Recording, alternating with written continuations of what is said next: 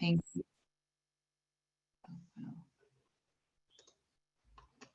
Awesome. Thank you so much. Again, thank you so much for joining us today, and we will go ahead and get started.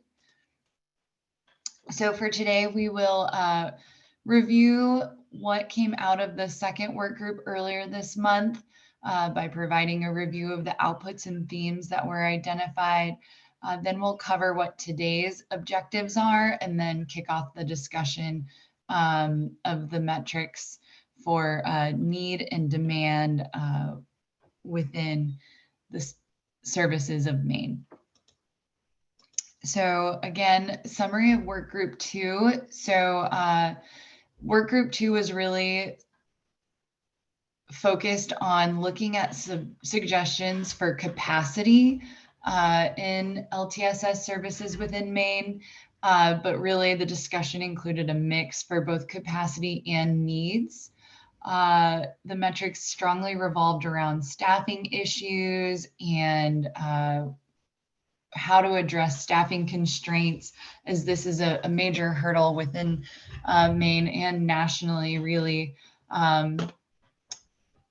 We focused on metrics for the following services: home-based care, adult day, assisted living, residential care, and for nursing facilities. So we broke those out and discussed capacity metrics for each of those. And so facility data metrics, some of the examples that were discussed were number of beds, bed utilization, facility closures, bed capacity loss, utilization of, and also swing beds, average length of stay, bed wait times, payer mix trend lines, distance, facility distance to families, acuities and level of care, and also diagnosis codes were discussed. In regard to staffing, folks discussed full-time and part-time staff, the capacity of facilities to expand their workforce, licensed workforce numbers within the state, and also retention data of staff. So I'll pause here and see if there are any questions or comments from the group in regard to what's on the page here. We do have some additional summary information on the next slide also.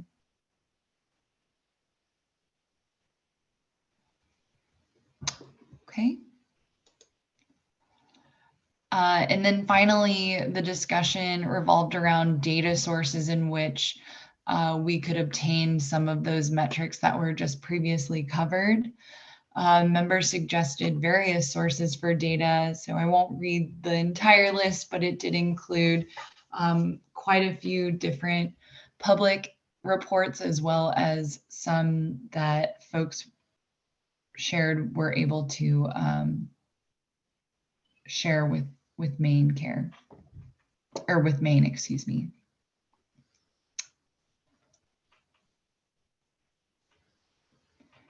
So again, I'll pause to allow participants to speak up if they feel like we missed anything from the previous conversation before we jump into today's discussion.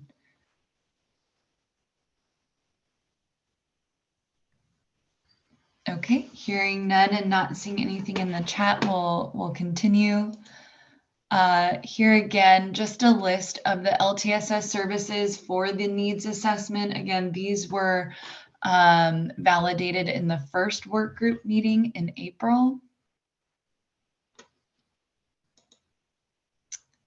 So jumping into our objectives for today, just a reminder of why we are here and what we're trying to address. ODES and OMS have engaged Guidehouse as part of a broader nursing facility and residential care facility rate study to help the department assess Maine's current capacity and needs across the continuum to support its aging population, and really trying to determine how to focus development efforts happening in the future. And so, again, this is our third work group meeting.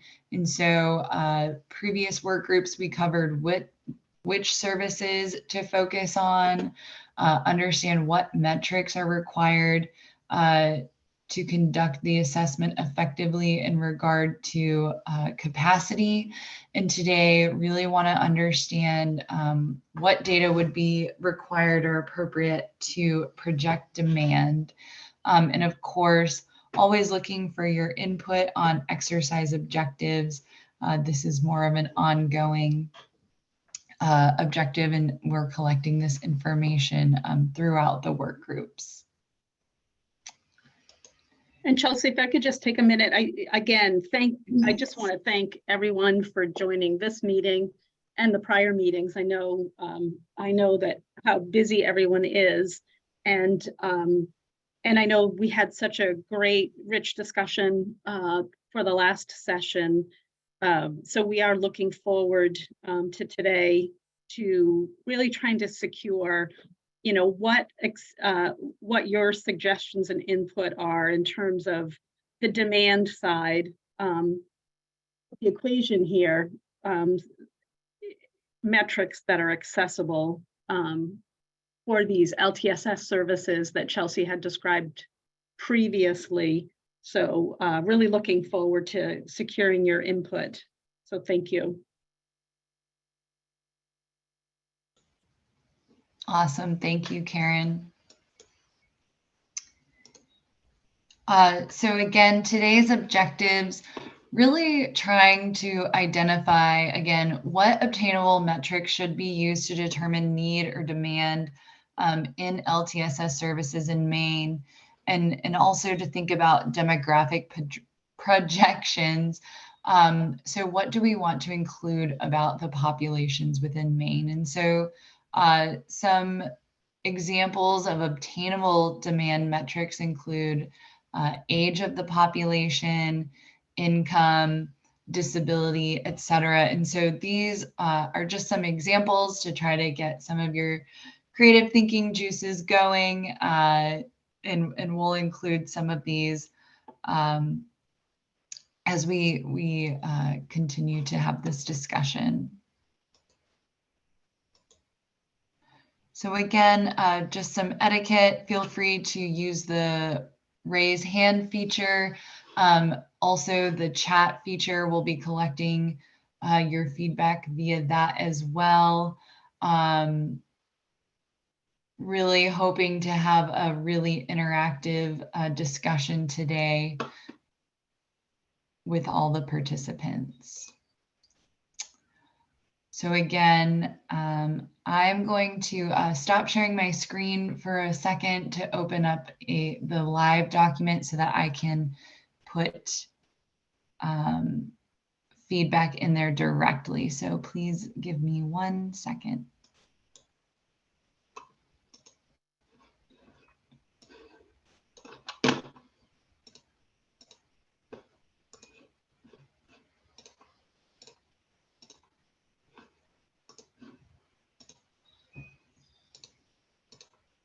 Apologies, there we go.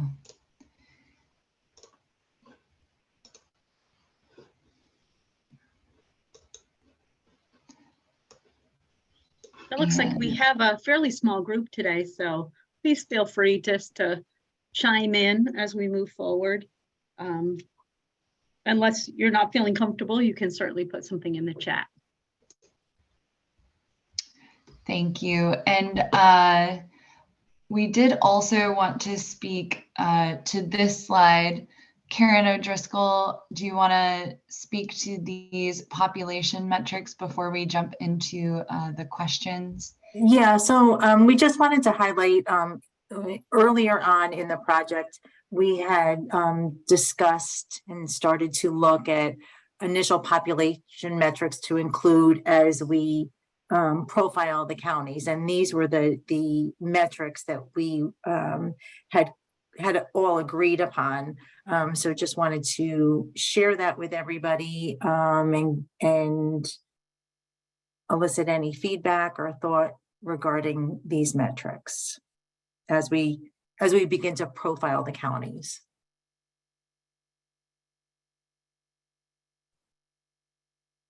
Thank you, Karen. And so just Yep. walk folks Sorry, through. one other thing, Chelsea, sorry. We had initially, under the income, it was initially it was greater than 144 FPL, I believe it was, and then less than 144, but it was recommended to change that to greater less than 100% of the FPL. So that's reflected in this.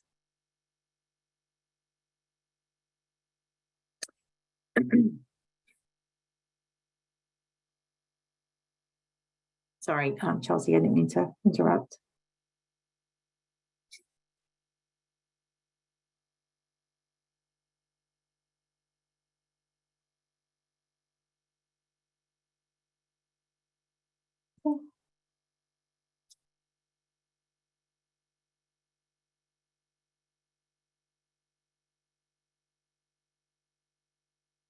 I think we're good. Thank you. And Angela had a question of how would you define urban versus rural? Karen, is there a standard for that, or is that something that we would have to discuss with Maine in order to break out that differentiation? So we can discuss it with Maine, but based on the information, I believe we were pulling that from the census, the government census data.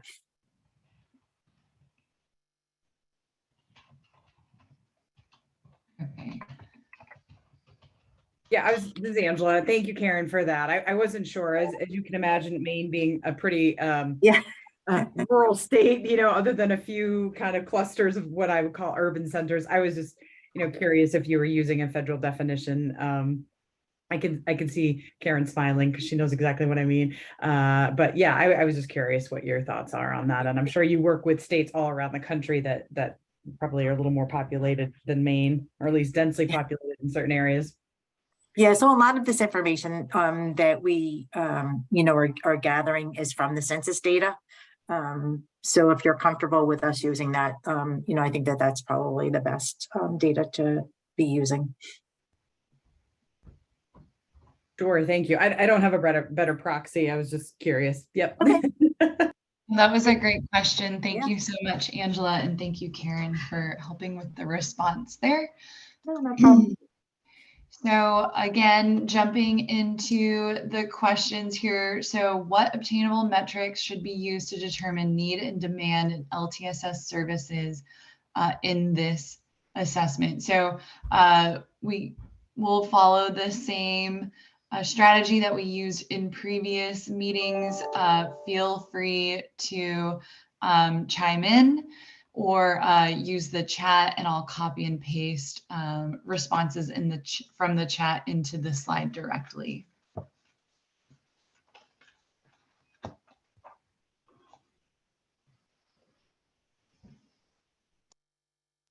Okay, I see from Chris Bolu, wait lists.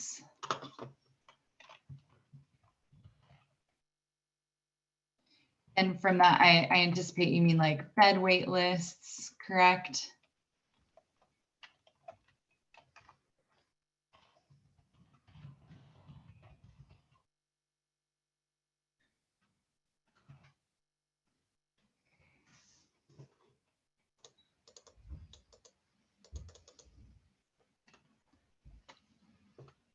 Oh, funding wait lists.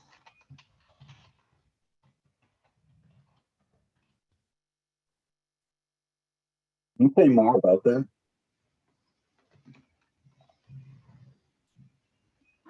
Chris, are you able to expand on that when you say funding wait lists?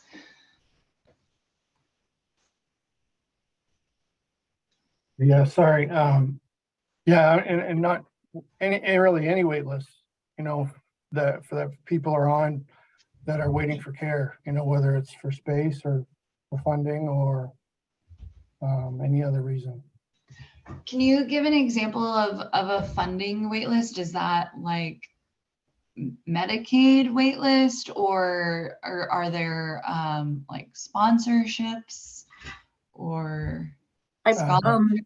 Not a scholarship, but and Chris, are you thinking more on the state funded wait list from, is that what you were thinking? Yeah. And I'm sure there's others that know more about it than I do.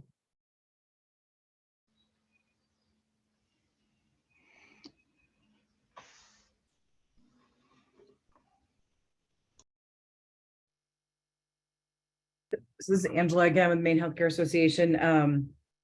I agree with Chris's comment about wait lists. I think for nursing homes, for example, we have some anecdotal information from member surveys that we've done here at MHCA, asking, how long do people have to wait before they can get admitted into one of your facilities? But I don't know, from a scientific perspective, how rigorous that data is, that it changes.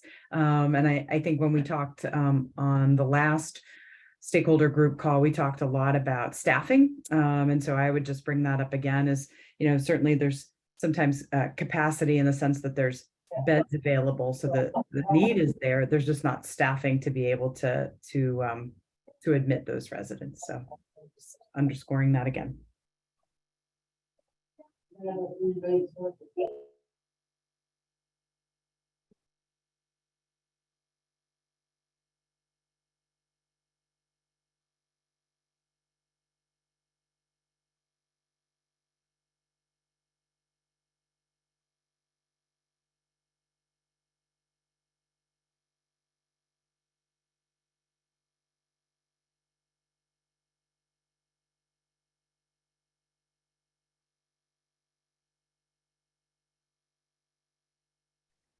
Nobody's chatty today. I'll keep going.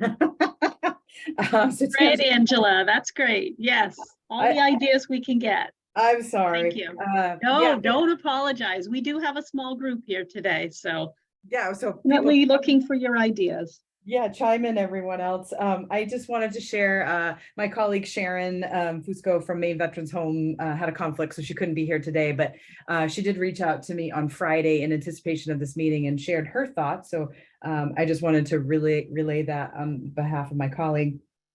She was talking about market penetration studies, and I know she did bring that up a little bit on the last call because it was hard to sort of differentiate this whole demand versus need piece. They kind of bleed into one another. So coupled with census data and looking at disability data, but she mentioned specifically market penetration, and she has some experience with that from some previous roles, and she probably could elaborate far better than what I'm stumbling around here to say. But kind of answering the question, where are you now in terms of a service meeting the need, and then how do you project that to change over time? And I know from a previous slide that Guidehouse put up that you were talking about age and income and disability status, and then predicting that into the future. So I suspect that you have a lot of those pieces. But again, I just wanted to mention that as her contribution to today's discussion.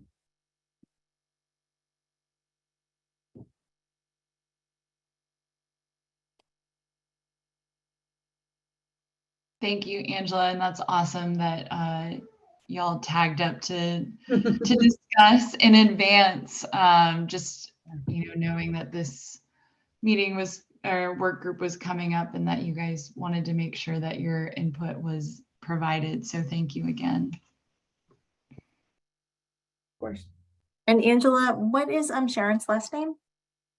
Yeah, I'm not going to say it correctly. Fusco, I think. Oh.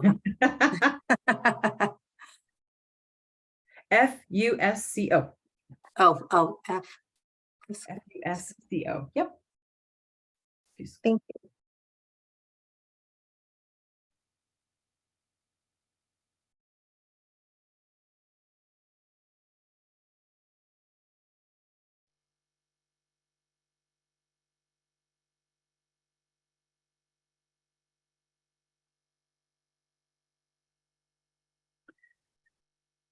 Okay, are there any others with ideas regarding need or demand and what metrics we could use to measure those for LTSS services?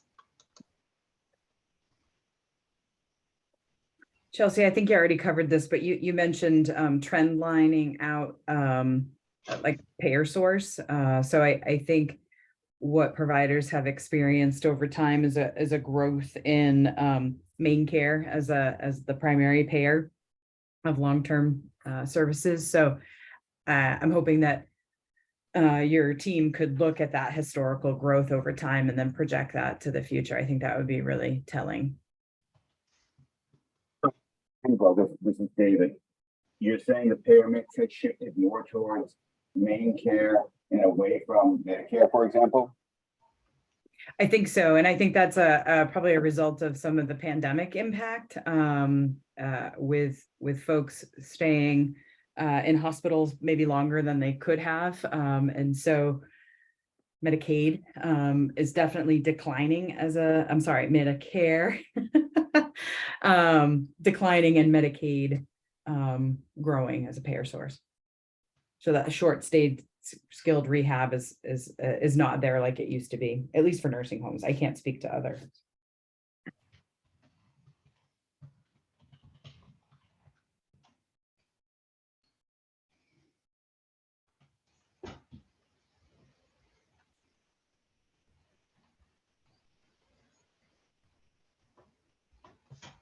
This is Lisa Henderson on the phone. I'm with Leading Age Maine in New Hampshire, and I'll be at a computer shortly, but I was driving, and now at least I'm stationary. This may be building on what Angela was referring to. I was thinking about preferences, individual preferences in the future. We hear a lot about people's desire to stay at home. We know there's technology that's enabling that to happen. And so just some kind of reflection or analysis of not necessarily, I guess, just capacity, but individual preference and how we're seeing, the level of acuity trickling down into, kind of less institutional settings, but meeting people's needs more in a home setting, and how that's going to impact the field. Thank you, Lisa. I love that incorporating technological advances to determine, if folks are able to stay home longer or lower levels of care.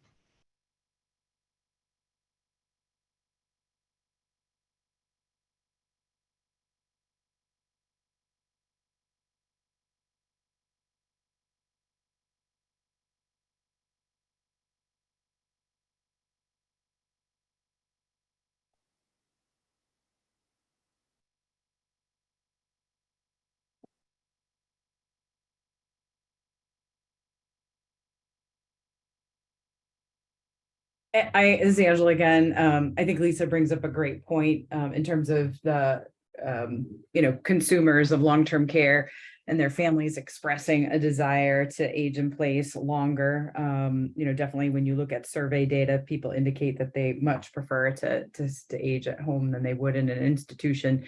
I guess I would just say, if we're desire is different than need or demand. So how acuity plays into that. And of course, you can qualify for nursing home level of care and receive that in your home, theoretically. So, I don't know if there's a way to figure that out going forward to predict demand. But just desire alone doesn't necessarily mean that's the care setting you end up in. I'm glad you raised that, because that is kind of a challenging differentiation, because when we talk about Hey, David, you're a little bit muddy. I'm not sure if it's because you're too far away from the microphone, but is this any better? That's much better. Thank you.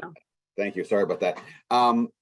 Angela, yeah, no, what I was going to say was that's an interesting point you're making, because if a person requires, quote, nursing home level of care, but as we know, there are a number of programs and efforts and quite frankly, desires to keep people in the community, you know, I mean, it's hard to sort of differentiate that. I mean, one of the limiting factors of this needs assessment that we're doing is we're focused on sort of the available data, you know, and so while we have information, you know, at least when we talk about, you know, let's talk about main care for the moment, because even though this assessment sort of transcends main care and looks at other populations, you know, you think about nursing facility utilization, and you think of utilization of in-home services.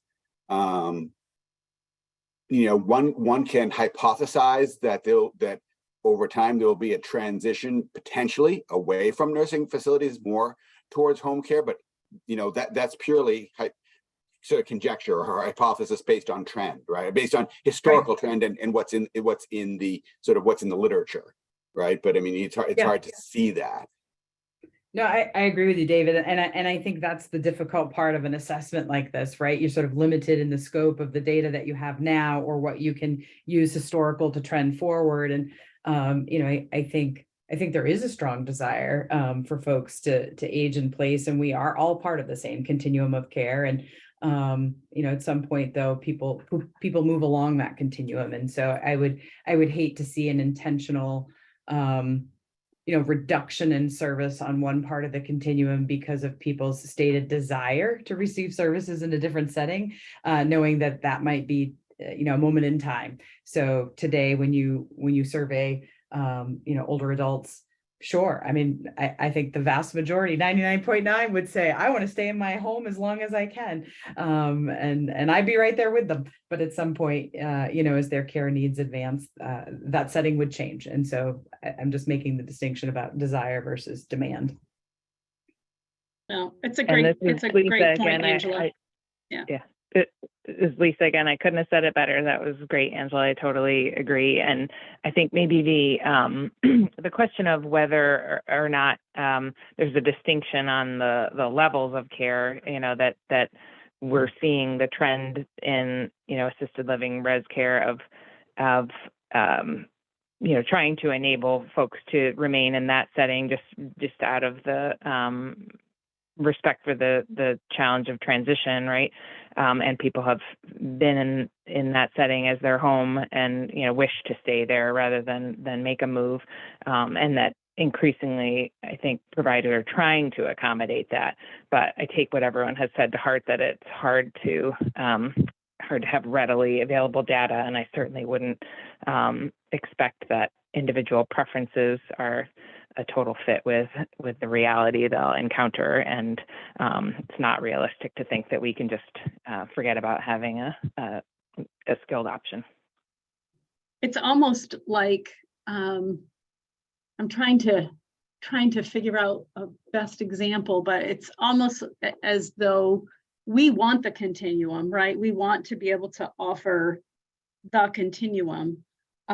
But what's within that continuum, whether it's at home or in an institutional setting, is where the desire comes in for the person seeking the service, right? That changes over time. We know that as people age into an LTSS system, they expect or want something different. So it's not necessarily about diminishing the services within the continuum, but shifting the desires within that system to sort of get updated and come into a place where you meet the needs of the individuals during that time period. Does that make sense to folks? It does, absolutely, Karen. And I would be remiss too if I didn't say, obviously, resident choice, right? Their Right. personal preference is huge here. And so I was, you know, I would underscore that, both what you and Lisa have contributed. I absolutely agree with. Yep.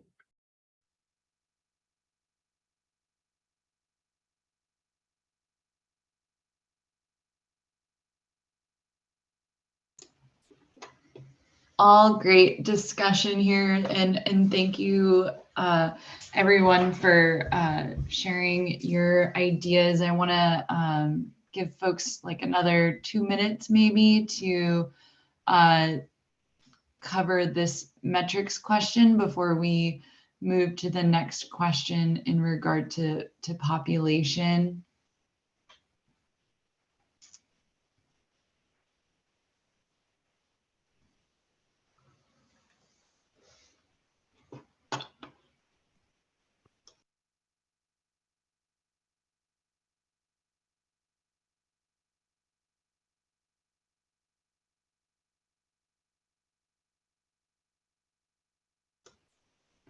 Okay, hearing none, we'll go ahead and jump over.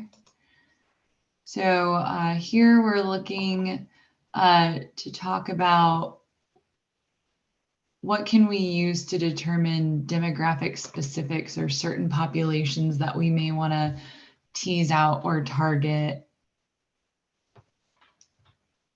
throughout the continuum.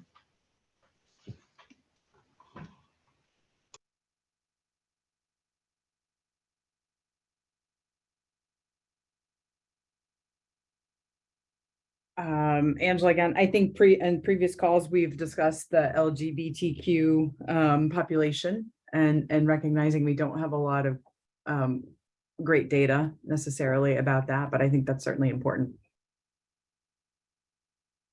Yeah, we do have some data on that, Angela. So, and that was one of the metrics that was included in the county profile. So we can be looking at that. I'm not sure if we'll be able to get to the, I think we can get to the county level if I remember correctly, through data that Guidehouse actually has and some research that we've done. Great.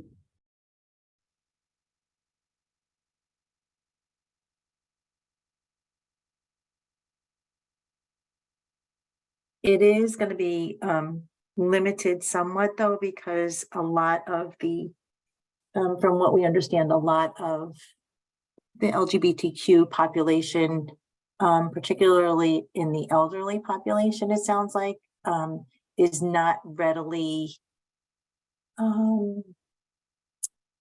publicizing or, answering surveys regarding their preference.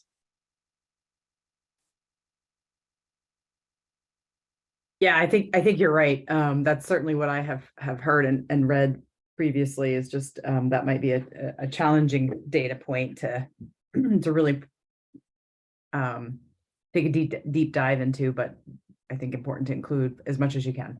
Yeah. And I do think that this will change over time. I know that some of the Older Americans Act requirements are to ask those questions, and the area agencies on aging are asking those questions. So I think that, again, it will take a while, but I think over time, we'll be able to build more of that information that can be accessible.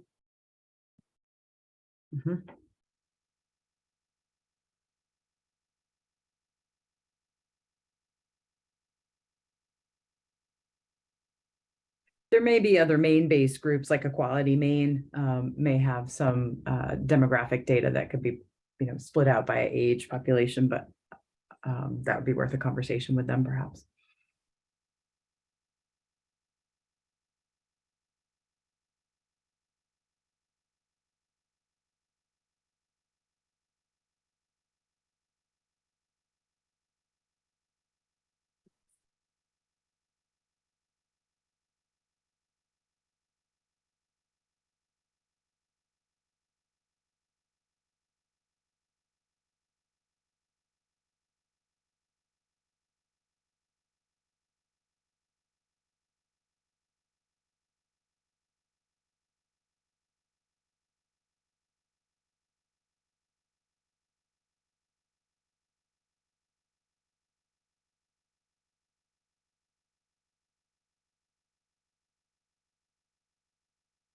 Well, I feel guilty talking all the time, but I'll just keep going. Somebody else chime in here. So in terms of other, I know, I can't remember, you had a slide up earlier. I think it was census data where you talked about disability status. I'm wondering if there's an opportunity to go through prior years worth of assessment data that determines eligibility for what level of care older adults qualify for, and if there's a way somehow to predict that, trend that forward as a way of talking about demand and services. We heard a lot about the acuity of Maine residents in certain settings being higher than in another, like in our residential care settings compared to other states. So I think that would be really interesting data points to examine. Hi, Angela. Did I capture that correctly? Yeah, I think maybe the only thing I would add, Chelsea, is just the piece about acuity in certain settings and how that compares to other states. If there's a way to look at that, like there are some trend reports, like on activities of daily living. I've seen from, again, American Healthcare Association's trend tracker, lots of information about how many ADLs residents need help with compared to other states and what qualifies them for certain levels of care. I think there are other people on the call that have far more experience in that area than I do, but I won't call out any names. Yeah, Angela, that trend tracker, is that data available publicly, or is that just specifically for the skilled nursing facilities that are utilizing or have access to it? Yeah, that's a really good question. And I mentioned it on the last call, and I need to find out if there's a way to get you all access to that. It might be a member benefit for us. I'm not really sure, but let me see what I can find out. I'll make a note. Okay, because I did, after last session, I did look to go on to Trend Tracker, but it looked like you had to log in and get specific information, but maybe at a high level view, we might, or, a high level view, we might be able to ask ACA for, main data. Yeah. Yep. Without drilling down to specific skilled nursing facilities. Right. Like a state level summary or something. Right. Yeah. And Angela, this is Peter Kraut. Just to make sure that Guidehouse correctly captures the suggestion, did you mention also looking at how our own assessment data has trended? No, Peter, but you're absolutely right. Like through the MDS, we should be looking at that too through Maximus. Yep. Okay.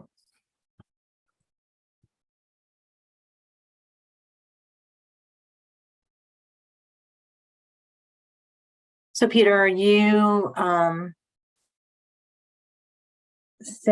looking at comparison of ADLs, quality measures for ADLs in 2018 versus quality measures and how skilled nursing facilities are performing today?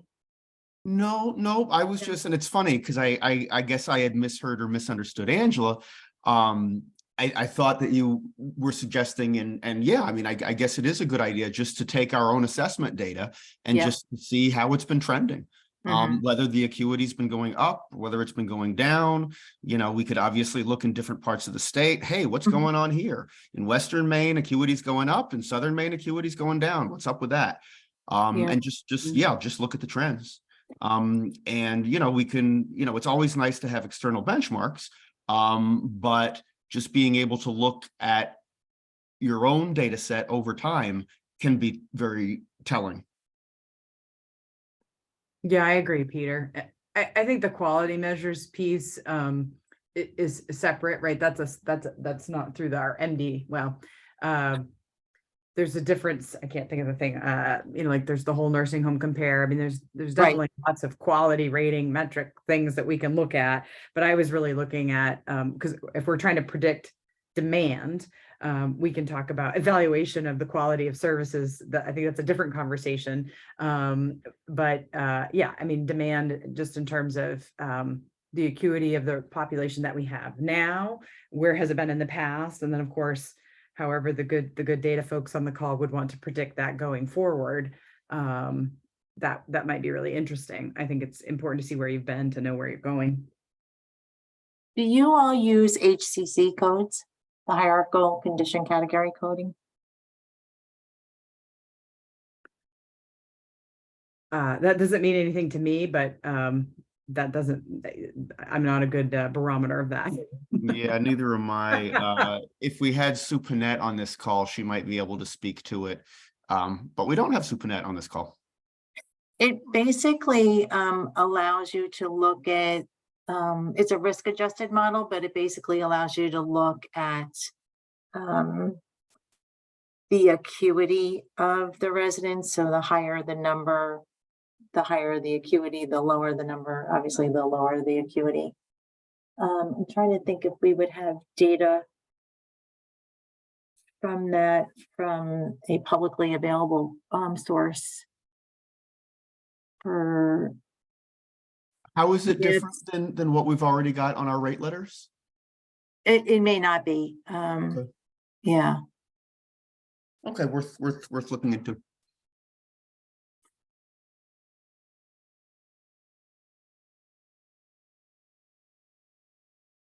We could certainly follow up with Sue.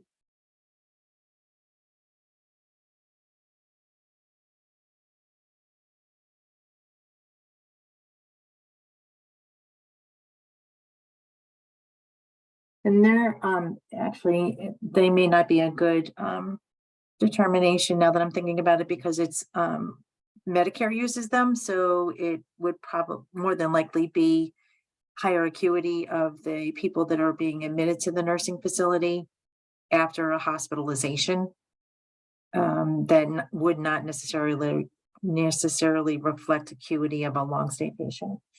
Yeah, and Karen, you'll see if you look at one of our NIF rate letters, there's a page that lists every, gosh, there's something like, I don't know, 20 or 30 different risk scores that each member will get assigned based on, I believe it's based on how the MDS assessment is filled out. So we have that data for each and every member. And that's what Angela and I were discussing about, we'd be able to look in any geographic area and see how have the acuity levels been trending over time, using those scores, which are for the long-term stay members. Yeah, that would more accurately reflect that. And thanks, Peter. Sure.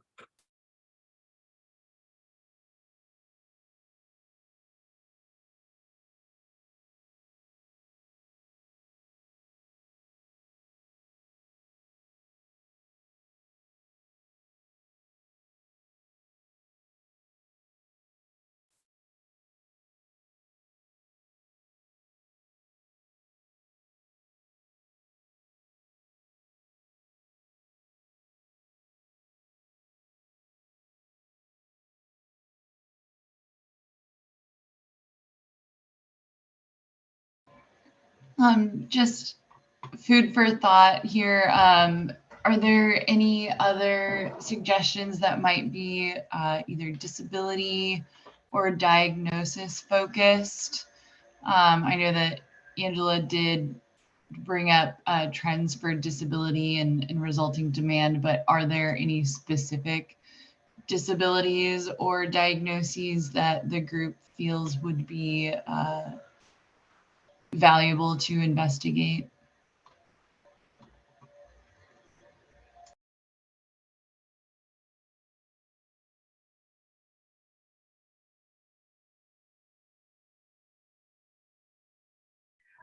I don't know what the data set would be, Chelsea, but I feel like dementia care services, like the demand for that has grown, memory care. And I feel that way just because of conversations that I've had anecdotally with, family members and being out in the community. But I don't know where that data would be, but somebody probably knows that.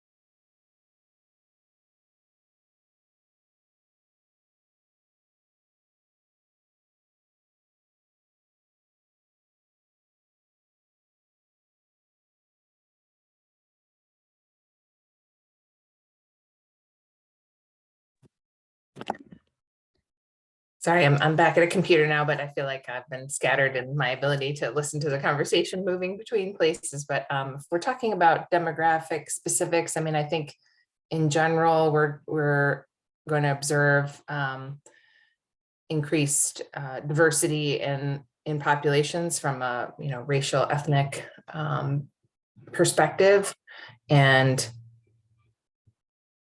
of course historical disparities then need to be accounted for, and continued disparity from an access and an income perspective.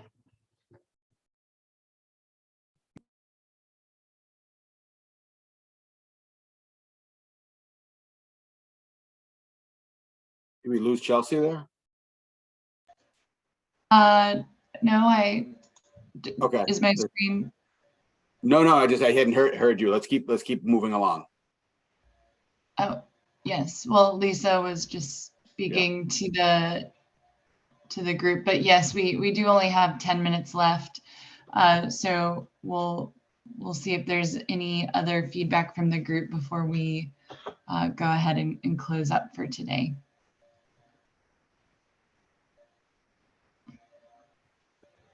I was just going to comment a follow-up to Lisa's excellent comment about racial and ethnic disparities and also income disparities. The Maine Council on Aging just launched a report related to economic security of older women. That's very telling. We could, I'm sure, have their permission to share it. I'm sure Jess would be saying it if she were here on the call today. So we can make sure you get a link to that.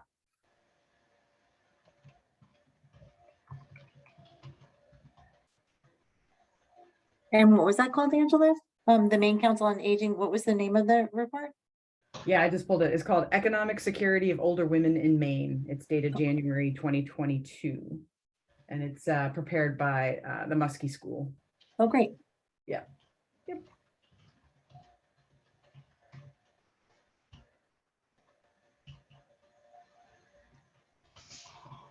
Awesome. Thank you for sharing that.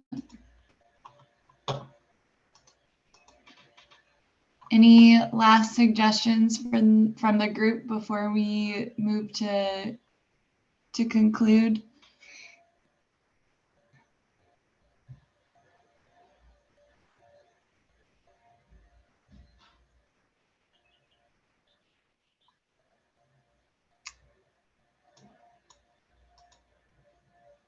Okay, so this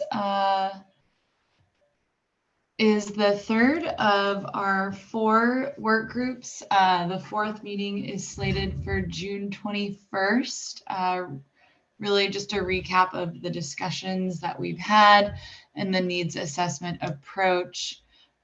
Does this time slot 1 to 2 Eastern still work for everybody?